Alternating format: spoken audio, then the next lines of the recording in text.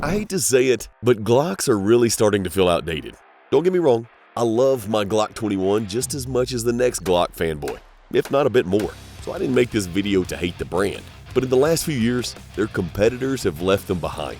If you're like me, you've been a loyal Glock fan, but you feel like they've become a little too complacent. We have two choices: wait for a miracle, especially now that Gaston isn't with us anymore, or send Glock a message with our wallets. Demand something better by refusing to settle.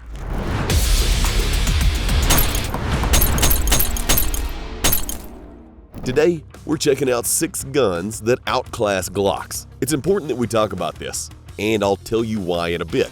But for context, let's look at where Glocks fall short. First up, modularity. You can't build a Glock 17 or a Glock 26 off of a Glock 19. The serialized trigger group chassis locks you into a single configuration, unlike modern pistols that follow SIG's lead. The P365, for example, lets you build an XL, an SAS, an X Macro, or what have you, off a single chassis. Glock stubbornly refuses to move in that direction. Then there's the optics capability. The factory mounting plates for the MOS system are cast metal that can flex or crack under recoil. If you want a solid optic mount, you have to pay extra for an aftermarket plate. Then there's Glock's outdated magazines that are polymer over steel. These are thicker and less reliable than steel mags. Companies like METE make aftermarket steel mags that fit more rounds for the same price. And Magpul offers polymer mags at a fraction of the cost of OEM Glock mags. Plastic factory sights are another outdated feature. At Glock's price point, metal sights should be standard, like they are on many competitors. And speaking of price, Glock used to be the budget-friendly polymer option.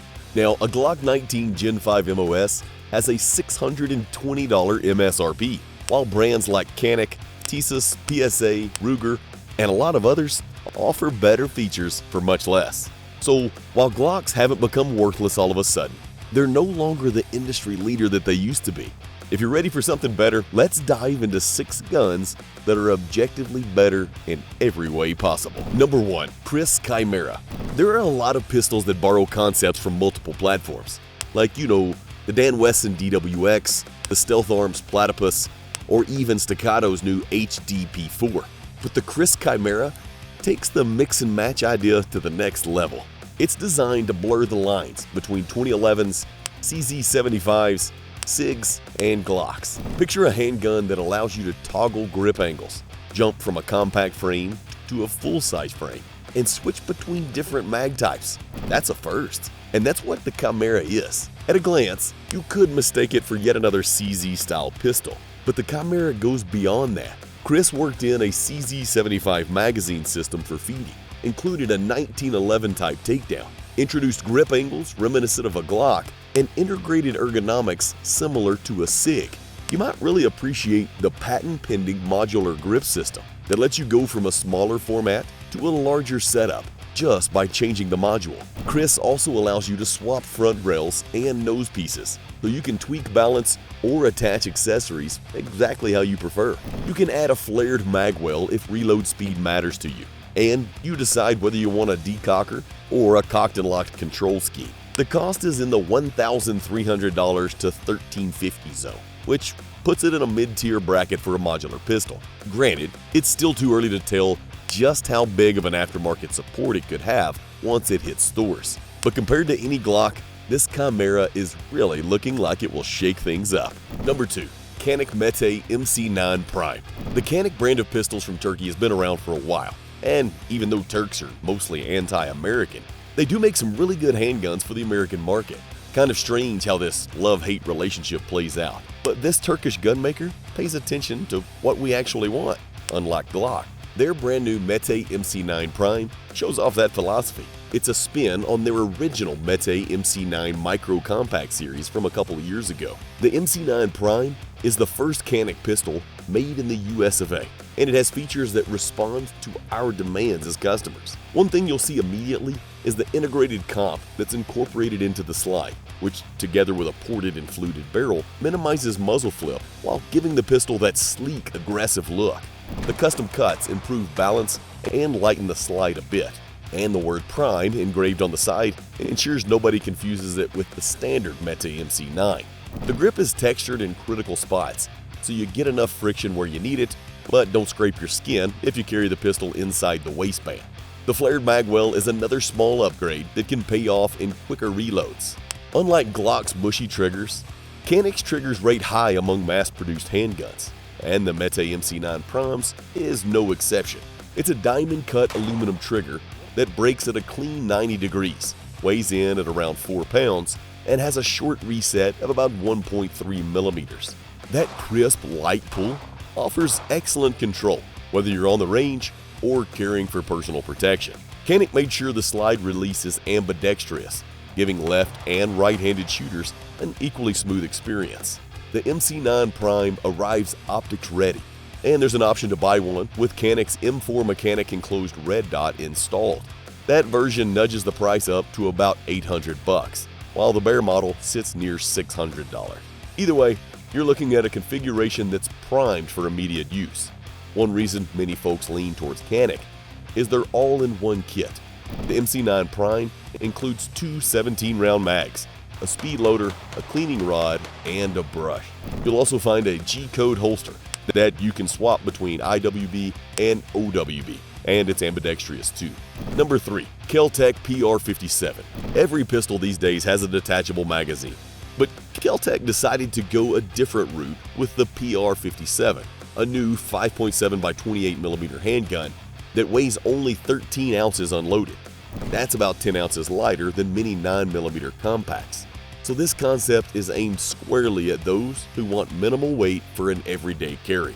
The real twist is KelTec's stripper clip-fed top-loading approach. As with all new KelTec firearms, it raised eyebrows when announced because it sidesteps conventional magazines entirely. There are debates about reloading speed, but KelTec argues that 21 rounds of 5.7 by 28mm are plenty for a defensive encounter, and mid-fight reloads in civilian scenarios don't happen that often. You insert a stripper clip at the breech, push in 10 rounds at a time, and top off to a total of 21. Because there is no external mag release, you can't accidentally drop the mag while carrying, which might give you more peace of mind in daily life. The PR57 is only 5 inches in height and under an inch thick, so it's incredibly slim for a pistol that still allows a full grip. The rotating barrel system keeps recoil manageable by channeling some of the energy differently than a typical tilting barrel design. If you've ever used a 5.7 by 28mm, you know it's not too snappy to begin with, and this system dials the recoil down even further. Takedown is straightforward.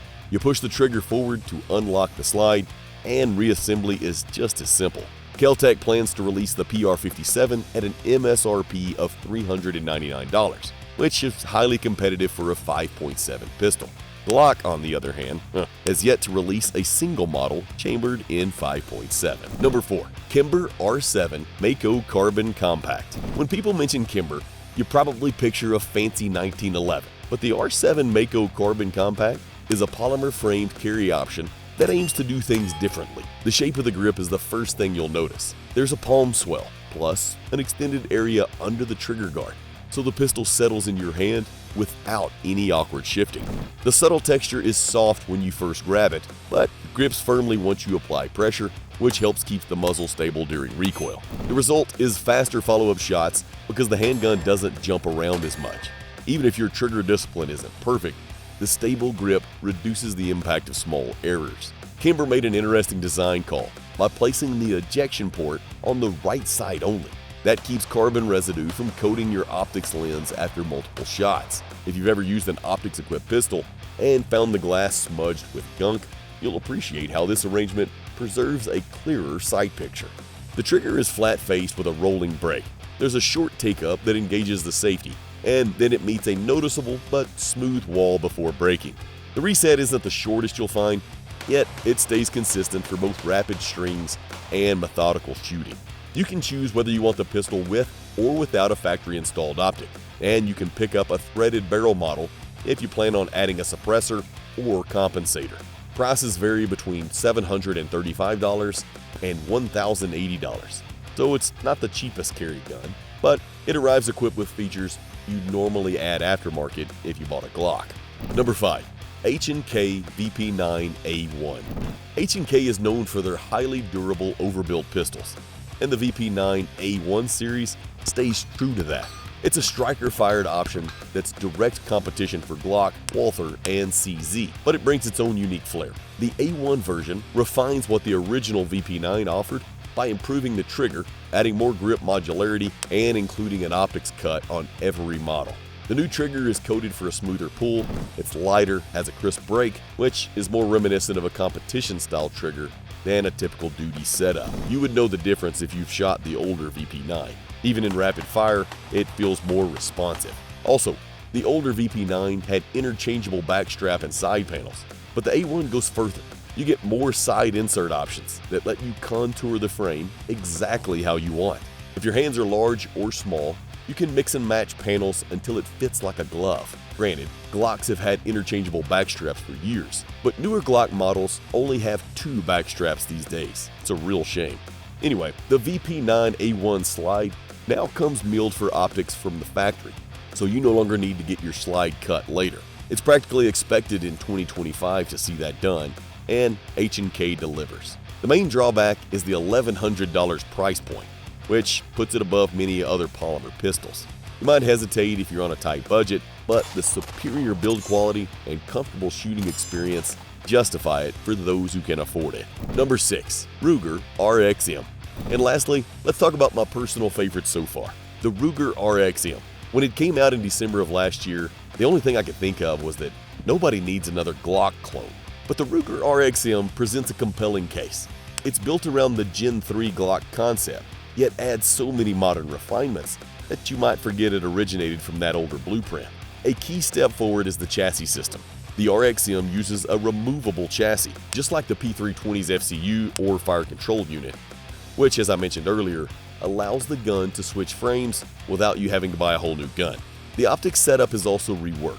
You don't have to rely on separate plates because the slide is built to accept a variety of red dots at the correct height for co-witness. You can keep your irons aligned and still enjoy a lower mounted optic. The controls reflect Ruger's attention to detail. The slide stop is a bit more pronounced and the mag release sticks out slightly for easier manipulation. Reloads feel smoother thanks to the lightly flared magwell, and the undercut trigger guard encourages a higher grip that helps with muzzle control. The geometry lands somewhere between a Glock 19 and a 1911 in how it points. So if you've always liked aspects of both, this here is the sweet spot. The trigger is a huge improvement over a factory Glock. It has a distinct wall and a crisp break at around 90 degrees, followed by a brisk reset. That results in faster follow-up shots and a more controlled feel when you're shooting multiple rounds in quick succession. Ruger also made sure the RXM works with Glock 19 holsters, so you don't have to hunt for specialized carry gear if you switch to this pistol. Magazine compatibility is flexible.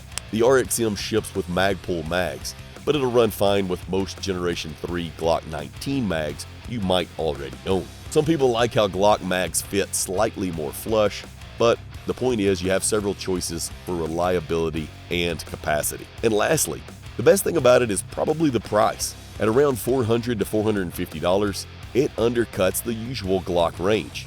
You get modularity, a better trigger, and an easier time mounting an optic, all while saving some money. If you're wary of Glock clones, this might change your mind. Ruger and Magpul combined efforts to create a pistol that feels like a next-generation step-up from a dated design. You can keep your existing Glock accessories if you have them, and you'll end up with a more versatile handgun overall.